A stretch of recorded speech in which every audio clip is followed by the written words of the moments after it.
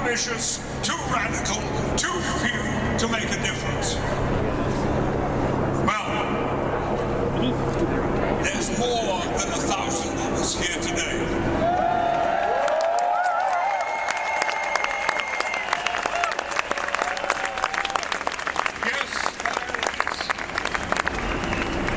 We haven't just filled a nice bar in North London. We've taken over an entire city. We haven't just impacted the Brexit debate. We've transformed British politics. Over the last 18 months in every region and nation of this great United Kingdom, we've made the democratic case for the people's vote. Because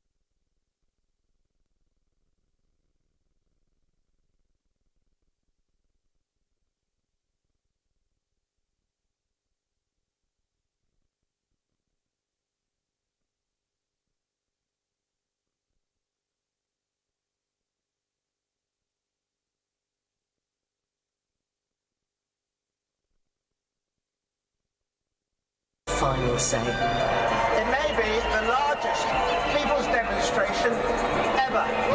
As Europe and the UK agree a 6-month delay to Brexit, Theresa May voices her frustration. Again and again, we stop them, forcing their Brexit on us. The noes were 292. Noes have it. For our country, for our future. We are the British patriots. This march matters more than any other, because if they succeed, we all lose. We come from Manchester, from Bristol and Bray, from Derry and Swansea, from Birmingham, Glasgow and Hull, from the villages and towns, the countryside and the cities. We are the people. This is our fight. We are the People's Vote campaign. Let's finish this story. Let's change history together for the final say.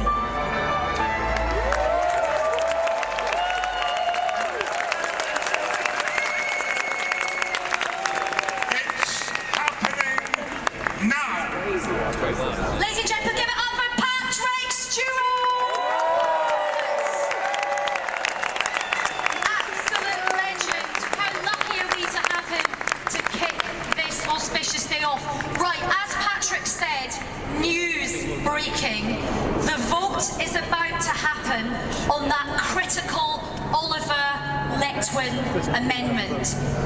Yeah, so the stakes are really, really high. Let me just explain to you what this means. This is a really big moment today. If this amendment passes, it means that the government cannot pass the deal until all the legislation is properly sorted and, most importantly, properly scrutinised.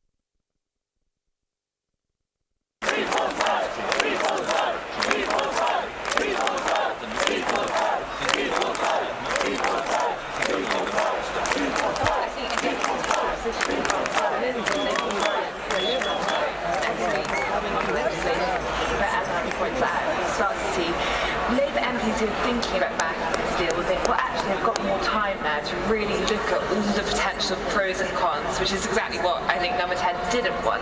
So it's a more uphill task, and it gets, I think, less likely that we're leaving on the 31st of October, but not impossible, because ultimately the EU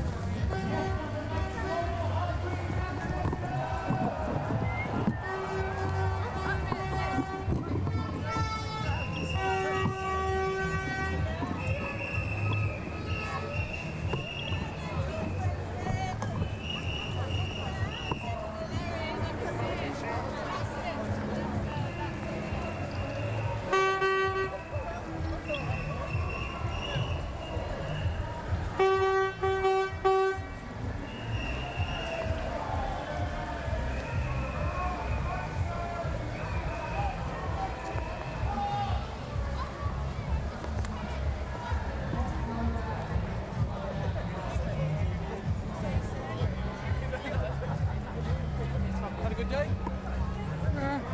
Well, that's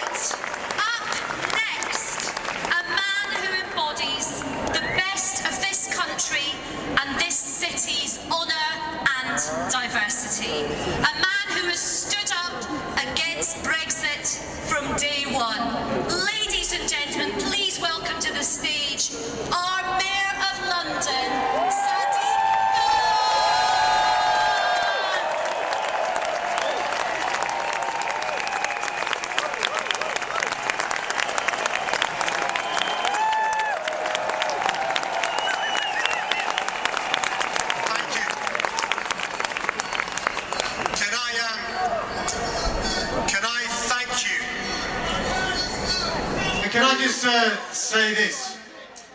One of the reasons why London is the greatest city in the world is because of the contribution made by the more than 1 million Londoners, and they're Londoners, by the way, who are EU citizens. They are our friends, they are members of our family, they are our neighbours, they are our colleagues, and over the last 3 years they've been feeling anxious, scared, worried and heartbroken. And my message as their mayor, as your mayor, is very simple. You are welcome here.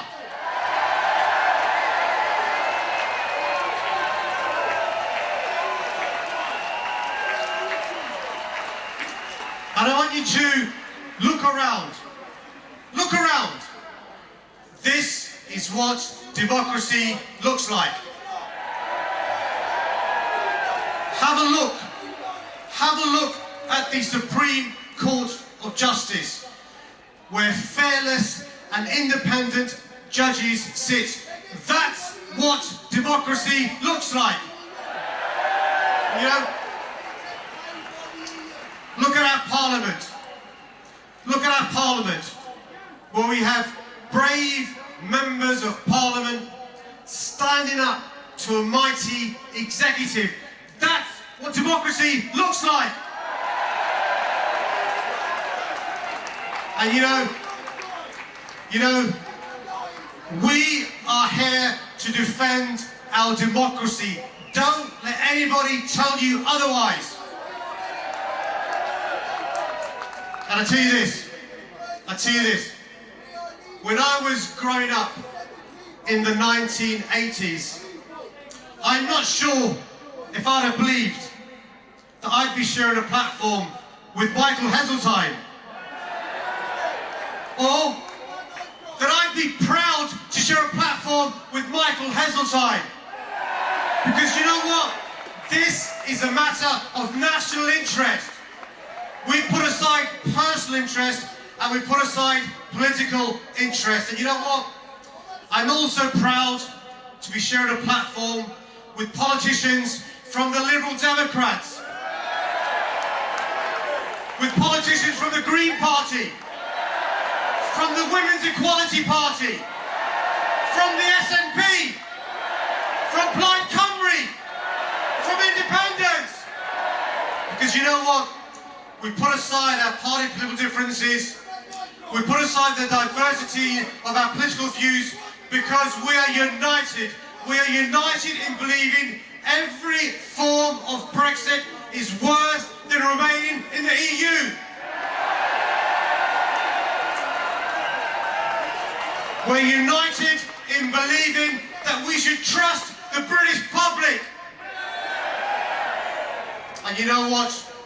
We're united in believing that this is much more than the divisions that there are between us, because this is about future generations to come. But let's be honest. Let's be honest. Brexit has been a complete and utter mess. Boris Johnson cannot be trusted. Boris Johnson is presenting us with two terrible options. A catastrophic no-deal Brexit, or a bad deal. And let's be clear, Boris Johnson's deal is even worse than Theresa May's deal. Less rights for workers, less protection for the environment, and fewer safeguards for consumers. And there's a real possibility that we could leave the EU at the end of the transition period, at the end of next year, without any deal whatsoever, driven into the arms of Donald Trump. There's a real possibility that this could lead to the breakup of the United Kingdom. And you know, our message my message to Parliament is clear. This is not a game. This goes beyond party politics. This is about defending our democracy. This is about future generations. This is about stopping the UK government committing the greatest act of economic self-harm ever seen. So it's time. It's time. It's time to stop Brexit. It's time. It's time to give the British public a final say. And you know what else? It's time. It's time for us to be hopeful. It's time for us to be set on a path for a brighter future for the entire United Kingdom. Thank you very much. Ladies and gentlemen, Sadiq Khan! Absolutely brilliant. Right, are you ready for your next speaker? Right, I am so delighted to be introducing this person. She is one of my absolute icons. She's one of the funniest human beings on the planet. She's a feminist icon and co-founder of the Women's Equality Party. And I know some of you have got some soggy bottoms out there today. And she's star of the Bake Off. It's Sandy Toksvig!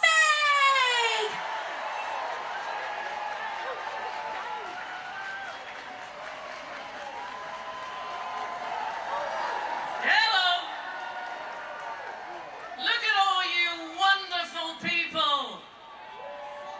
Isn't it marvellous how a crisis brings the family together? And make no mistake, you are all my family, and I will always want what is best for you.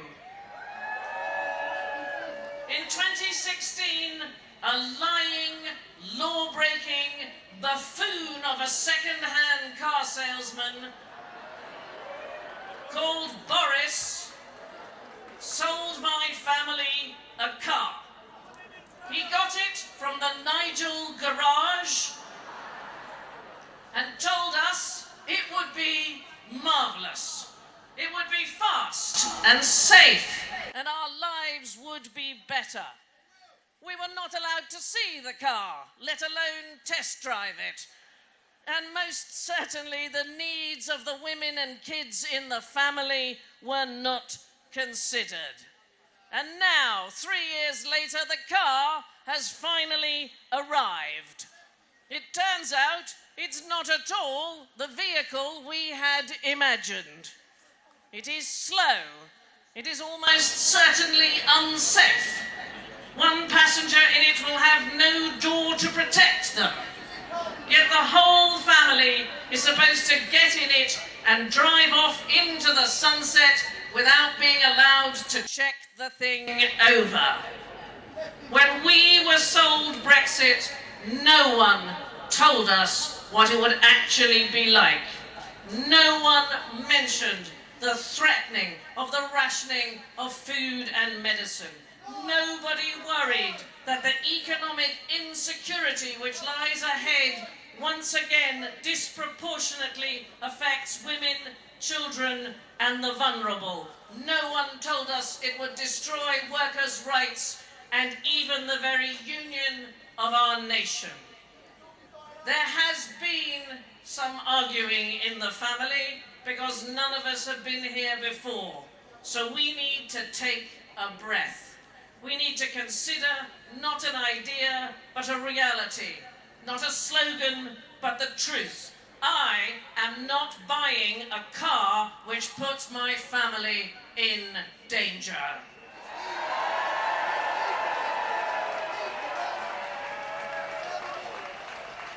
We stand in the shadow of the Mother of Parliaments. In there, they have been allowed to vote over and over again, while we, her children, have been left pleading to be heard. Enough. The only way forward is a people's vote. We must be heard, and today that can happen. Let's rock that building with our voices. Cry out with me, hear us, hear us, hear us, hear us, hear us, hear us, hear us, hear us.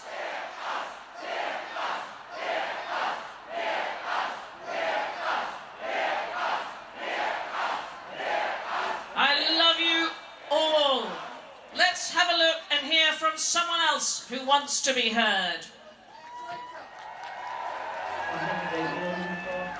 I'm from a mining village.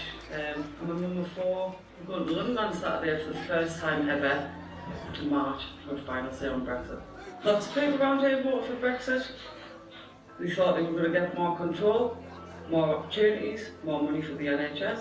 The promises that were made in 2016, I think we can all say now that they aren't going to happen. Brexit's going to be devastating for this country, especially the North East. People have changed their mind, people have seen the cold hard light of day, and people are waking up. People can see what their lives are going to be like after Brexit, whether they're going to have jobs, whether they're going to be able to access the medication that they need. But it scares me that my children are at the bottom of the pile, and I hate it when people refer to the North East as the Leave area based on a vote that was taken 3 years ago. And I think we should have the right to have a final say. I want to be able to look my children in the face and tell them that I've tried everything. And that's why I'm going to London on Saturday for the first time in my entire life with thousands of other people from the North East. Because I want my voice to be heard. I've felt for a long time like my voice doesn't count, it doesn't matter. And I know there's so many other people and we want to be heard.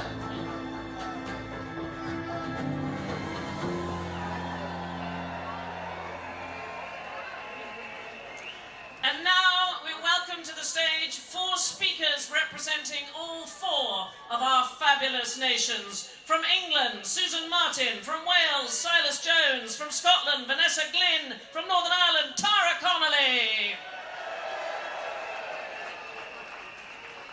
Good afternoon, fellow Europeans.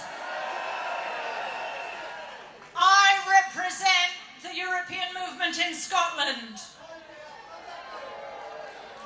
Can we have a big shout out for the thousands who have come here today to have their voice heard from north of the border? And thank you to all who have supported the crowdfunding that had made that happen. My message today is that even now we can stay in the European Union.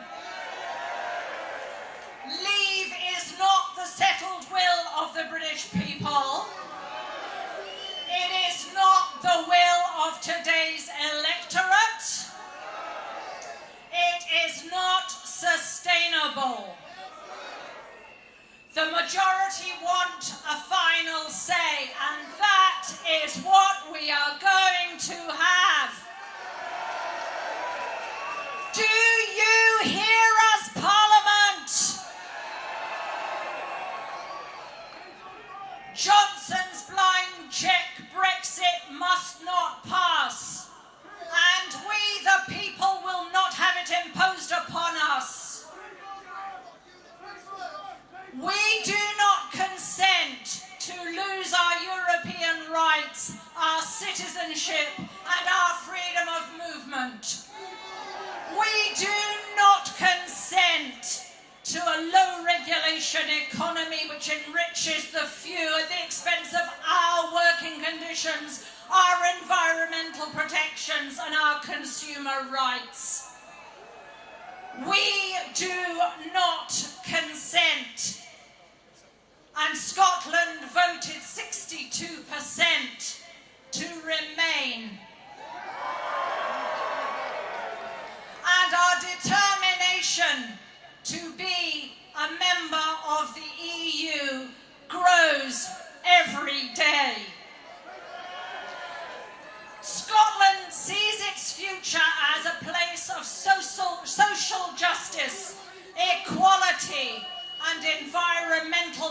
election. And it sees its future within the European Union. Thank you.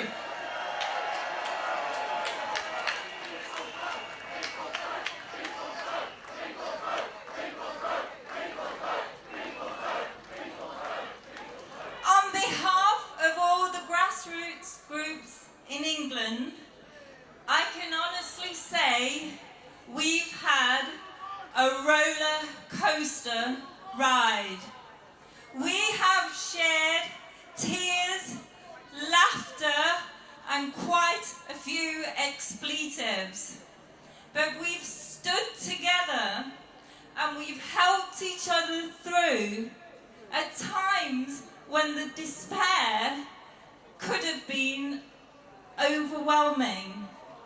And we have had hundreds and thousands of conversations with the public, and we have been thanked for what we do by people all over and people who are unable to do it for themselves at the